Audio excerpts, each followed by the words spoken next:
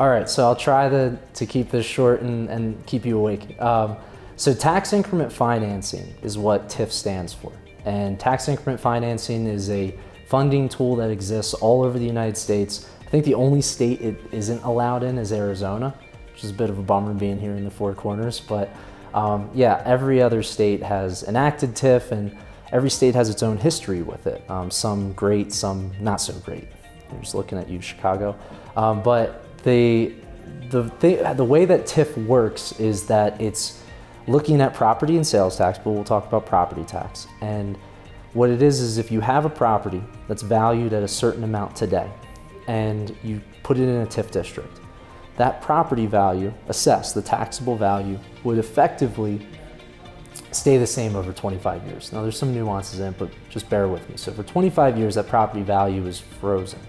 And if new redevelopment comes to it, so if, let's say the property was valued at $1 million and then there's been $20 million of new investment put on that property, well, that $19 million, that delta, is the increment.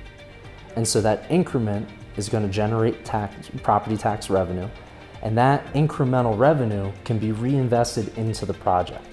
And the reason why financing comes involved is because these are long-term projects. In Colorado, it's 25 years. Most of the country, it's 25 years, give or take a couple years. And so what you can see is, if we start with that $1 million property and a developer has an idea to bring in something that's going to be another $20 million in investment, well, what would be that increment over 25 years? That's 25 cash flows of incremental tax revenue. And we could calculate what that is today. And that present value can be used to invest in the property to make it happen. So if there was a gap of $5 million and the developer's like, I can't make this work because I got to pay for a new traffic light, signalized intersection to get my property off the ground, or I have to do environmental cleanup, well, maybe you can use tax increment financing to come up with that gap funding here and now that project becomes a reality. The thing that's cool about tax increment financing is that it's the area itself that is generating the taxes to fund those improvements that benefit the area. And nobody's taxes are getting increased. It's just kind of taking a cookie cutter and carving out this little part of a town, and then that part of the town for the next 25 years, all of those taxes go into making that project happen.